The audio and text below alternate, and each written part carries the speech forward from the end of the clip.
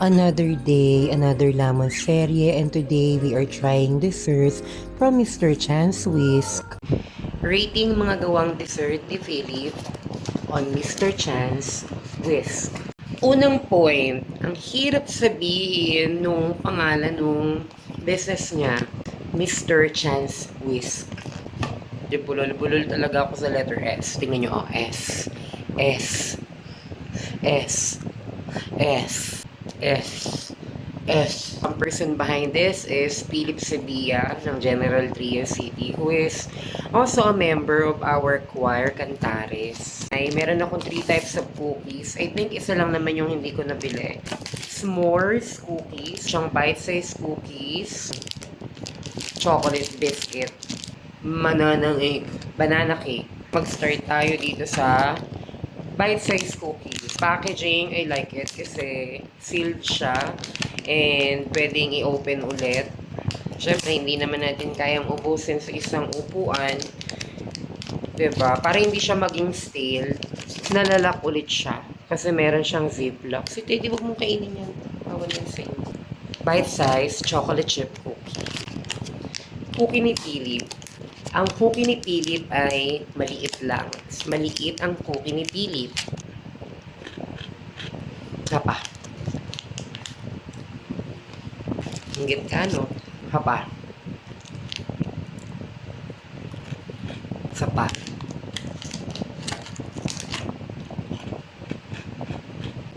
Dito sa chocolate chip cookie niya na bite size, ang unang-una kong napansin, it has improved.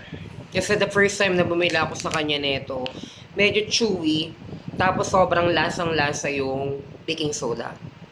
But this time, medyo na-minimize na yung lasa ng baking soda. And instead na chewy, medyo siya parang crumbly cookie. And for me, mas preferred ko yung crumbly na cookie kaysa dun sa chewy.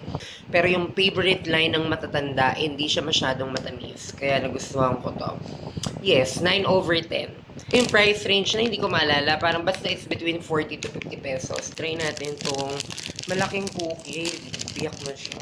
Siguro nga dahil merong malaking, ano ba to, Oreo? Oo, Oreo ha, hindi to Hiro or cream o premium. So for the price ng around 40 to 50 pesos, I think it's okay.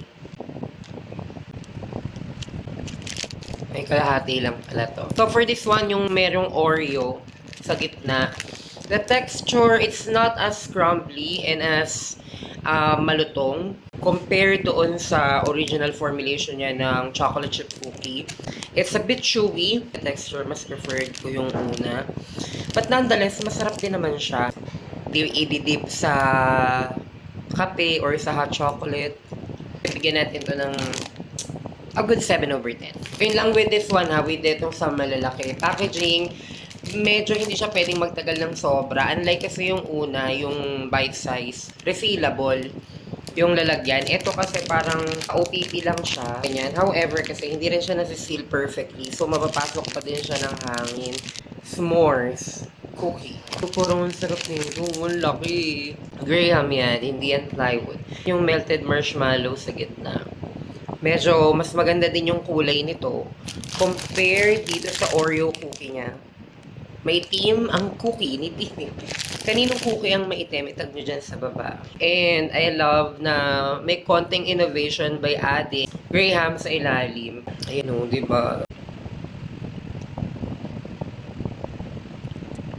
Texture, same siya noong Oreo cookie. A bit better than the Oreo cookie. No, hindi siya nakaka-bore kainin kasi may look forward kang makain na nandun sa gitna. Hindi mo naman to pwedeng kagat na gitna agad. I-rate ko to ng mga 9.5/10. Huwag nating i-perfect 10 kasi meron pa ring room for improvement yan. Siyempre, we don't stop growing, we don't stop learning, diba? With the 3 cookies, I guess yung favorite ko is yung bite size. With the sweetness, I guess yung pinaka-less sweet, s'mores cookie. Oo. Kaya so with sweetness, dito ako. Pero overall doon ako sa bite size chocolate chip cookie. Ito ang winner sa tatlong cookie. And again, yung malaki na version nito is just the same formulation as this. Pero siguro yung texture is same nung dalawang malaki. Try naman natin yung kanyang banana cake. Yes, ang price nito 100 plus, 140, 130, I'm not sure. Yan naman si Teddy. Abang na abang yarn, bawal naman sa kanya. Packaging for the banana cake. Maganda, okay siya for me kasi nasasarahan. It's glistening. It's glistening. Titingnan natin kung dry. Uy, hindi siya dry. Sobrang moist niya. Taste is okay, nothing special. The bread itself is kinda bland. Medyo may tabang. Yung sweet cravings mo or yung parang masatisfy ka na nakulangan ka sa tamis, ay makahanap mo doon sa mga part na merong chocolate. Lasang-lasa din yung banana. That's why it's banana bread. Pero ang dami ko kasing nakakaing banana bread na hindi naman lasa yung banana.